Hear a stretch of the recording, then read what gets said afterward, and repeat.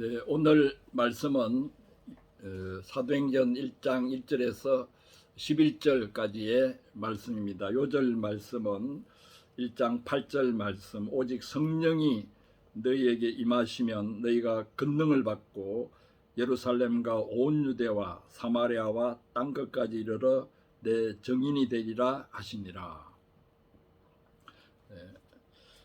말씀 제목은 오직 성령이 임하시면, 오직 성령이 임하시면 이라는 제목으로 오늘 말씀을 생각해 보겠습니다.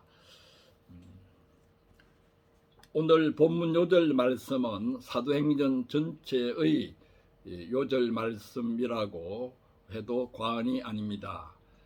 사도행전 전체는 오늘 요절 말씀 1장 8절 말씀이 어떻게 역사 속에서 구체적으로 이루어져 나가는가 하는 그러한 기록입니다.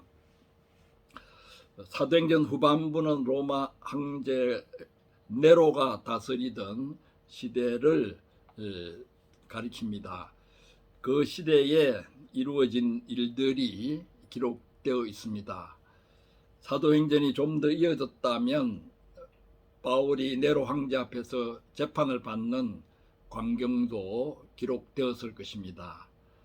하지만 바울이 로마로 들어간 후에 로마의 큰 화재 사건이 발생하였고 네로 황제는 그 화재의 책임을 기독교인들에게 돌려서 300명 가량을 처형했습니다.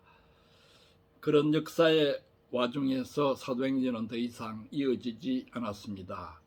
거꾸로 생각하면 그런 소용돌이 치는 역사의 와중에서도 사도행전의 기록이 남았다고 하는 것은 기적인 셈입니다. 사도행전 전체 요절 말씀이라고 할 수 있는 1장 8절을 제자들이 어떻게 받게 되었는가 우선 살펴보겠습니다. 예수님이 십자가에 못 박혀 돌아가신 후 제자들은 낭망하여 뿔뿔이 흩어졌습니다. 3년 동안 모든 것을 버리고 예수님을 따랐으나 예수님은 사형수가 되어 사형 집행을 당하셨습니다. 이제 제자들은 앞으로 어떻게 살아나가야 될지 인생 방향을 두고 고민하지 않을 수 없었습니다. 그때 제자들이 모여 있을 때 예수님께서 부활하신 모습으로 나타나셨습니다. 그 장면이 누가복음 24장 36절에서 43절 사이에 생생하게 기록되어 있습니다. 오늘 본문 사도행전 1장 3절에 보면 저희에게 확실한 많은 증거로 친히 사심을 나타내셨다라고 했습니다. 친히 사심을 나타내셨다. 사람이 죽었다가 살아난다는 것은 상식적으로 있을 수 없는 일입니다. 우리 주위에 잠시 가사 상태에 빠졌다가 사후 세계를 체험하고 다시 살아난 사람들의 이야기를 종종 듣습니다. 성경에도 완전히 죽었다가 살아난 사람들의 이야기가 있습니다. 예수님께서 죽은 나사로를 무덤에서 살려내셨고 장지로 실려가던 나인성 가부 아들을 관에서 일으키셨습니다. 그러나 그렇게 죽었다가 살아난 사람들도 수명을 다하고 다시 죽었습니다.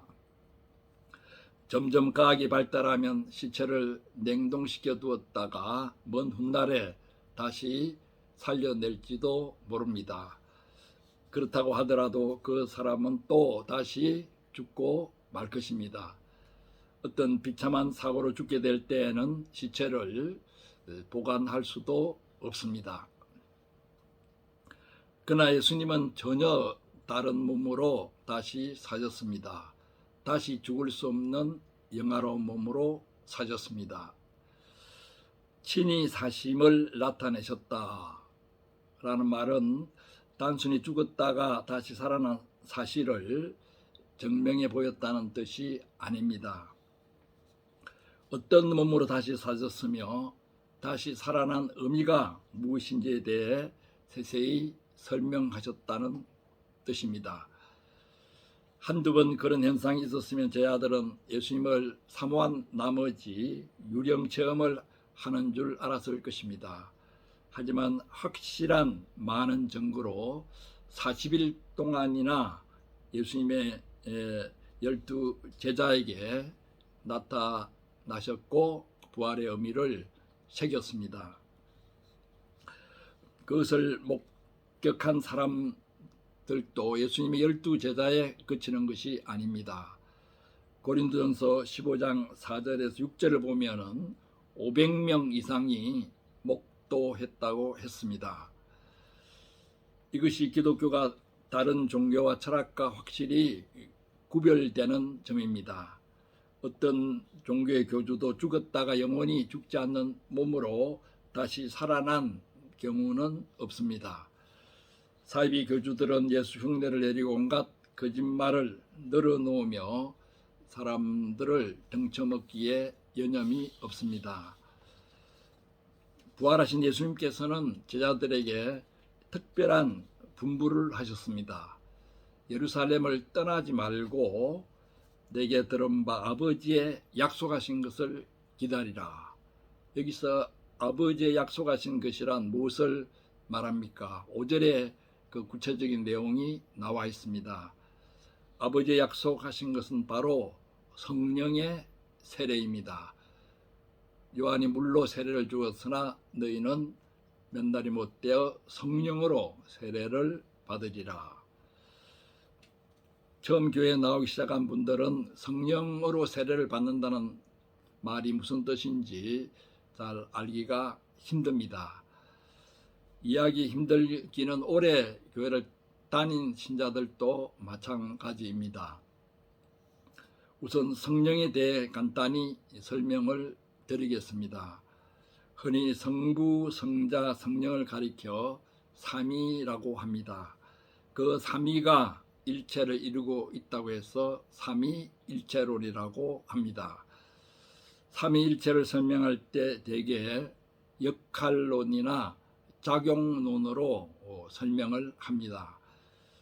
역할론의 비유는 이러합니다. 한 사람이 자식들에게는 아버지 역할을 하고 부모님에게는 아들 역할을 하고 사회에 나가서는 기업체 사장 역할을 하지만은 그 모든 역할을 감당하는 사람은 동일하다는 것입니다. 작용론의 비유는 이러합니다. 태양이 있는데 태양은 어떤 때는 빛으로 작용하고 어떤 때는 열로도 작용합니다. 그렇게 작용은 다르지만은 태양과 빛과 열은 하나라는 것입니다. 역할론의 비유이든 작용론의 비유이든 삼위일체의 신비를 설명하기에는 여전히 부족합니다. 다만 어떻게 설명할 길이 없어 그런 비유라도 들었을 뿐입니다. 저는 성령을 설명할 때 다른 무엇보다 이 점을 강조하고 싶습니다. 성부와 성자를 하나 되게 하는 영이 성령이라는 것입니다. 성부와 성자만 있으면 그 둘이 하나가 될 수 없습니다. 성령이 있으므로 그 둘이 하나가 될 수 있습니다. 그러므로 성령은 삼위일체를 이루는 촉매작용을 한다고 볼 수 있습니다. 저도 한 가지 비유를 들어보겠습니다. 저는 아침에 모닝 커피를 한 잔 타먹는 버릇이 있습니다. 이전에는 커피를 좋아할 때 하루에 3잔도 마시고 했는데 요즘은 건강도 생각해서 하루에 아침 한 잔만 마십니다. 그 커피를 탈 때에 내가 늘 사용하는 잔에다가 또 스푼으로 일정한 양의 커피와 필요한 경우에는 약간의 설탕을 떠서 넣기도 합니다. 그리고 뜨거운 물을 붓습니다. 뜨거운 물을 붓는 순간 따로 있던 커피와 설탕과 프림 같은 것들이 완전하게 완벽하게 하나를 이루는 것을 보게 됩니다. 스푼으로 잘 두면은 그 커피와 설탕과 프림 물들이 완벽하게 하나가 됩니다. 뜨거운 물이 들어감으로써 일종의 사위일체를 이룬 셈입니다. 설탕을 타지 않는 사람은 삼위일체를 이루게 될 것입니다. 저는 커피를 탈 때마다 생각합니다. 성부와 성자와 내가 커피와 설탕과 프림처럼 따로 있지만은 그게 성령이 뜨거운 물처럼 부어지면은 하나 역사가 이루어집니다. 성령이 없다면 성자와 성부가 하나가 될 수 없듯이 성령이 없다면 나와 하나님 아버지가 하나가 될 수 없고 나와 예수님과 하나가 될 수 없습니다. 우리가 하나님과 하나가 된다는 것은 물론 하나님과 같은 존재가 된다는 뜻이 아니라 하나님과 깊은 인격적인 관계를 맺는다는 뜻입니다. 성령은 성부와 성자를 하나 되게 하고 성부와 성자와 우리를 하나 되게 하는 영입니다. 하나님은 삼위일체로 계시지만은 우리도 삼위일체 대신 하나님 안에 있으므로 신앙생활이라는 것은 일종의 사위일체를 이루는 셈입니다. 일체가 되게 하는 영, 다시 말해 하나님과 교통하게 하는 영이 성령입니다. 일반 교회에서 목사님들이 예배를 마치고 축도를 할 때에 하나님의 사랑과 예수 그리스도의 은혜와 성령의 교통하심이 영원히 있을지어다 라고 축도합니다. 그 축도에서 성령의 교통케 하는 점이 강조되고 있습니다. 전에는 깨닫지 못하던 성경 말씀이 깨달아지는 것도 성령의 역사입니다. 특별히 성경 말씀이 새롭게 깨달아지는 것을 성령의 조명이라고 합니다.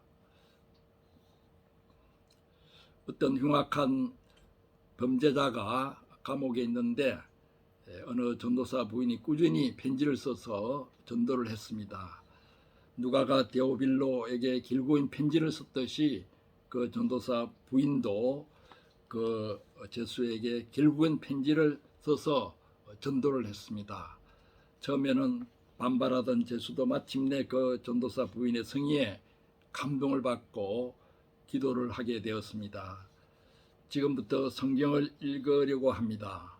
성경에 기록된 예수가 과연 누구인지 알게 해달라고 한참 기도하고 나서 성경책을 펼쳐 읽기 시작했습니다. 그런데 놀라운 일이 일어났습니다. 성경에 기록된 예수가 2000년 전에 살다 간 역사적인 인물이 아니라 지금도 살아계신 그리스도로 성경 속에서 걸어 나오는 그러한 체험을 했습니다. 그 자리에서 그 제수는 무릎을 꿇고 당신은 나의 구주이십니다라고 고백을 하고 신앙생활을 시작했다고 간증하고 있습니다. 이런 일은 성령의 역사가 아니고는 불가능합니다. 성령께서 성경 말씀을 통하여 예수님과 그 제수를 하나 되게 하신 것입니다. 예수님과 그 제수를 교통하게 하신 것입니다. 성령으로 세례를 받는다는 말은 커피잔에 뜨거운 물이 부어지듯이 우리의 전 존재가 성령에 잠긴다는 뜻입니다. 그 전에는 예수님의 제자들은 성령으로 말미암아 예수님을 그리스도로 고백하고 예수님과 교통했습니다. 그런데 이제 한 단계 더 나아가 성령으로 세례를 받아 더 큰 일을 할 수 있는 사람이 되라고 하십니다. 그러나 제자들은 아직도 성령으로 세례를 받는다는 의미가 무엇인지 잘 알지 못하고 있었습니다. 강대국 로마에 짓밟히고 있는 이스라엘 조국을 회복시키기 위해 예수님께서 우리에게 성령으로 세례를 주시는가 보다 생각했습니다. 그래서 제자들이 예수님에게 묻고 있습니다. 주께서 이스라엘 나라를 회복하심이 이때임이니까. 제자들에게 있어서는 이스라엘의 회복은 심각한 문제입니다. 이 문제를 해결하기 위해서 예수님을 따랐다고 해도 과언이 아닙니다. 그리스도 메시아가 오면 무엇보다 이스라엘을 회복시켜 주실 것으로 믿어 의심치 않았습니다. 예수님께서 다시 살아나셔서 성령 세례를 약속하시자 제자들이 이스라엘의 회복에 대한 열망을 나타낸 것은 어쩌면 당연한 일입니다. 제자들은 이스라엘이 회복되면 자기들이 누리게 될 권세도 염두에 두고 있음에 틀림없습니다. 그러므로 6절의 질문은 민족의 열망과 아울러 개인적인 열망이 함께 포함되어 있습니다. 신자라면 누구나 성령 세례를 원하고 성령 충만을 바랍니다. 그런데 성령 세례와 성령 충만을 바라는 동기가 개인적인 문제 해결에 있는 경우가 많습니다. 주께서 나의 이러이러한 문제를 해결하심이 이때이니까 제 아들처럼 그렇게 질문하기 쉽습니다. 그러나 예수님께서는 제 아들에게 어떻게 대답하셨습니까? 때와 기한은 아버지께서 자기 권한에 두셨으니 너희의 알 바 아니요 라고 우선 말씀하셨습니다. 여기서 때와 기한은 물론 이스라엘을 회복시킬 때와 기한을 말합니다. 그런데 이 말씀을 우리들의 문제에 적용할 수도 있습니다. 성령으로 세례를 받는다고 해서 우리의 문제가 즉시로 해결되는 것이 아닙니다. 우리의 문제가 해결되는 때와 기한은 아버지의 권한이 있으므로 우리의 알 바가 아닙니다. 그 문제들은 하나님께 맡겨놓고 먼저 해야 할 일이 있습니다. 오직 성령이 너희에게 임하시면 너희가 권능을 받고 예루살렘과 온 유대와 사마리아와 땅끝까지 이르러 내 증인이 되리라. 이 말씀을 기초로 성령이 임하시면 우리에게 어떤 변화가 일어나는지 생각해 보겠습니다. 첫째로 권능을 받는다고 했습니다. 오직 성령이 임하시면 너희가 권능을 받고 권능을 받는다고 했습니다. 권능은 헬라어로 두나미스입니다. 이 말에서 다이나믹스, 다이너마이트 같은 영어들이 생겨났습니다. 즉 역동적인 힘을 의미합니다. 요즘 많은 사람들이 생활에 지치고 스트레스를 받아서 건강이 상한 가운데 기운들이 빠져 있습니다. 그래서 단전호흡이니 기체조니 기공치료니 하는 것들을 통해서 기운을 차려보려고 합니다. 그러다가 기를 빙자한 사이비 종파에 현혹당하기도 합니다. 이번에 여러 가지 사이비 종파들이 드러나고 있는데 그 사이비 종파들도 이상한 기운을 이용해서 신자들을 현혹하는 것을 보게 됩니다. 그러면서 신자들의 헌금을 갈취하는 그러한 교단들을 보게 됩니다.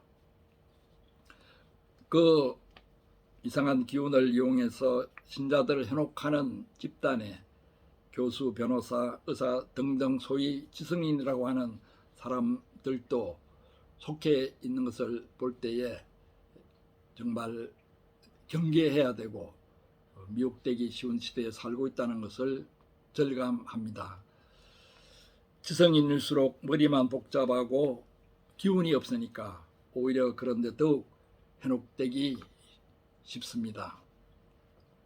말하자면 사람들이 자기 몸과 내면 속에 역동적인 힘, 즉 두나미스를 갖기를 간절히 원한다는 것입니다. 그런데 성령이 임하시면 그러한 권능, 그러한 두나미스를 가질 수 있다고 약속해 주셨습니다. 다른 데 가서 그러한 권능 두나미스를 찾을 것이 아니라 예수를 믿고 성령을 받고 그 성령의 능력에 의지할 때에 기본적인 권능 두나미스를 가질 수 있습니다. 이런 권능을 받게 되면 우리를 늘 짓누르던 두려움과 마음의 깊은 상처를 폭파해 버릴 수 있습니다. 늘 우리의 기운을 빼게 하는 바로 그 문제가 비록 아직도 해결되지 않고 비록 암초처럼 남아 있다고 하더라도 성령의 권능과 힘을 힘입어서 그 문제를 타고 넘어갈 수 있습니다. 성령이 우리에게 임하시면 그러한 권능으로 독수리가 날개치며 올라감 같은 그러한 역동적인 힘을 얻을 수 있습니다. 둘째로 성령이 임하시면 편견의 벽을 깨부술 수 있습니다. 편견의 벽을 깨부술 수 있습니다. 유대인들은 이방인들을 몹시 꺼려했습니다. 율법이 없는 야만인으로 여겼습니다. 유대인의 종교 지도자인 바리새인들은 아침에 일어나서 기도할 때에 오늘 하루 동안 이방인들을 보지 않게 해 주십시오라고 기도할 정도였습니다. 같은 동족이면서도 이방인의 피가 섞였다고 해서 북쪽 지역의 사마리아인들을 업신여겼습니다. 그들과 물건 거래도 하지 않고 상종하지도 않았습니다. 그런데 성령이 임하시면 유대인과 사마리아인의 벽이 허물어지고 유대인과 이방인의 벽이 허물어질 것이라고 했습니다. 오직 성령이 너에게 임하시면 권능을 받고 예루살렘과 온 유대와 사마리아와 땅끝까지 이르러 내 증인이 되리라. 이 말씀은 지역의 확장을 의미할 뿐만 아니라 그 인종 사이에 편견의 벽이 하나씩 무너짐을 증거하고 있습니다. 우리는 이방인에 대한 유대인의 편견을 잘 이해하지 못하고 이상하게 여깁니다. 그러나 우리의 내면을 들여다 볼 때에 이방인에 대한 유대인의 편견 못지않게 여러 가지 선입견과 편견들이 들이차 있는 것을 보게 됩니다. 그것이 사람들 사이에 크고 작은 벽을 만듭니다. 그 벽이 종교적이고 교리적인 형태를 띠게 될 때 수많은 교파로 갈라지는 현상이 일어납니다. 한국 장로교는 이미 100개 이상의 교파로 공중분해가 되어 있는 상태입니다. 연합회를 만들고 위원회를 만들고 하면서 제도적으로 통합하려고 해도 잘 되지 않습니다. 이런 편견의 벽을 허물기 위해서는 성령이 임해야만이 가능합니다. 또한 여러 가지 정치적인 이유로 말미암아 사람들 사이에 여러 가지 선입견과 편견이 가로막고 있습니다. 그런 의견들의 차이에도 불구하고 성령이 임할 때 그런 편견의 벽을 허물고 주 안에서 하나 될 수 있습니다. 셋째로 성령이 임하시면 어디를 가나 예수님의 증인이 됩니다. 증인이라는 것은 예수에 대해 말만 한다고 해서 되는 것이 아닙니다. 물론 말을 해야 되겠죠. 또 그 말에 책임이 따릅니다. 또한 그 말에 책임을 지기 위해서는 인격이 뒷받침되어야 되고 내면의 변화가 뒷받침되어야 합니다. 다른 사람들이 무엇보다 나의 삶과 인격을 통해서 예수님을 느낄 수 있고 예수님을 만날 수 있을 때 가장 효과적인 증거가 되고 증인이 됩니다. 성령이 임하시면 이제는 내가 사는 것이 아니요 내 안에 그리스도께서 사시는 삶으로 바뀌게 됩니다. 내 안에 그리스도께서 사시는데 이제는 함부로 나 자신을 드러낼 수 없습니다. 내 성격대로 성질대로 살 수가 없습니다. 또 함부로 신경질을 부릴 수도 없습니다. 함부로 사람들을 무시하는 말을 할 수 없습니다. 내 안에 그리스도께서 사시는데 그리스도를 세상에 쾌락을 주는 물질로 마비시킬 수 없습니다. 성령을 질식시킬 수 없습니다. 내 안에 그리스도께서 사시는데 누구를 조금도 미워할 수 없습니다. 예수 그리스도의 증인으로의 삶은 날마다 자기를 죽이는 그러한 순교의 삶이라고 해도 과언이 아닙니다. 날마다 자기를 부인하고 십자가를 지는 삶을 통해서 예수님을 증거하는 삶입니다. 인간적인 의지로는 불가능하고 성령이 임하시면 가능합니다. 성령의 권능 중에 여러 가지 은사들이 발휘되는 그러한 능력도 있지만은 성령의 권능 중에 가장 중요한 권능은 우리 내면이 변화되는, 또 다른 사람의 내면을 변화시키는 그러한 권능입니다.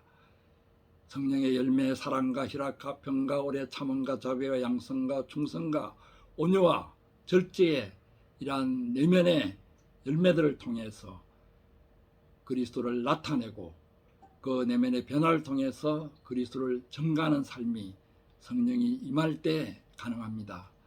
그러므로 우리가 다시 한번 회개하는 심령으로 주님 앞에 나아가서 우리가 다른 것을 의지하지 않았는지 다시 한번 살펴보고, 오직 성령이 임하시면 권능을 받는다는 이 약속의 말씀에 의지해서 성령을 구하고 성령 충만을 구하고 성령에 잠기는 성령 세례의 체험 가운데 우리가 권능을 받고 우리가 그리스도의 증인으로 살아가는 가운데 우리의 문제들도 기와 때와 기한을 따라서 해결되어가는 기적을 체험할 수 있기를 축원합니다. 아멘.